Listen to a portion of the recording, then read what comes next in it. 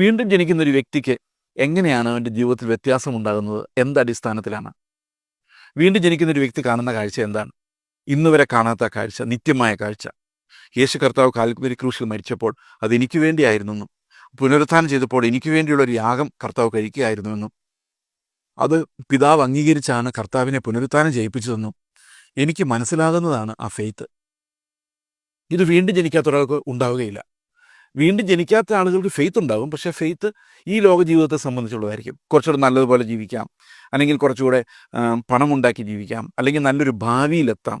ഇങ്ങനെയുള്ള കാര്യങ്ങളിൽ വിശ്വസിക്കാൻ നമുക്ക് വീണ്ടും ജനിക്കേണ്ട കാര്യമില്ല. വീണ്ടും ജനിക്കാതെ തന്നെ നമുക്ക് ഒത്തിരി കാര്യങ്ങൾ, ഒരു പ്രസംഗകനെ വിശ്വസിക്കാൻ നമുക്ക് വീണ്ടും ജനിക്കേണ്ട കാര്യമില്ല.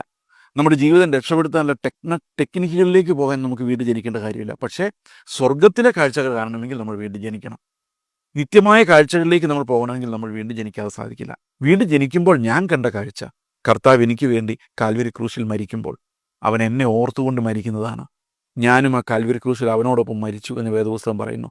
ഞാനന്ന് ജനിച്ചിട്ട് പോലുമില്ല, പക്ഷേ കർത്താവ് മരിക്കുമ്പോൾ ഞാനും മരിച്ചു. അവൻ പുനരുത്ഥാനം ചെയ്തപ്പോൾ ഞാനും പുനരുത്ഥാനം ചെയ്തു. അപ്പോൾ എൻ്റെ വീണ്ടും ജനനം എന്ന് പറയുന്നത് ഭൂമിയിൽ നടക്കുന്നുവെങ്കിലും അത് നിത്യതയോളം നിലനിൽക്കുന്ന ഒരു കാര്യമാണ്. എന്നെ അവൻ ദൈവത്തിൻ്റെ മകനാക്കി മാറ്റിയിരിക്കുന്നു, പുത്രൻ അനുരൂപനാക്കി മാറ്റിയിരിക്കുന്നു. ആ നടപ്പിന് വേണ്ട വിശ്വാസം, കൃപ, ഓരോ ദിവസം ജീവിക്കാൻ ആവശ്യമായ എല്ലാ ആത്മീക നന്മകളും കർത്താവ് എനിക്ക് തന്നുകൊണ്ടിരിക്കുന്നു. വിശ്വാസത്താൽ നമ്മത് പ്രാപിച്ചുകൊണ്ടിരിക്കുന്നു. ഓരോ ദിവസവും നമ്മളത് അനുഭവിച്ച് വളർന്ന് ക്രിസ്തുവിനെ പോലെ ആയി മാറാനുള്ള ആ ഉൾക്കാഴ്ചയാണ് ഈ വീണ്ടും ജനനം നമുക്ക് ശരിക്കും നൽകുന്നത്. അതുകൊണ്ട് വീണ്ടും ജനിച്ച ഒരാളുടെ വിശ്വാസവും വീണ്ടും ജനിക്കാത്ത ഒരാളുടെ വിശ്വാസവും രണ്ടും രണ്ടാണ്.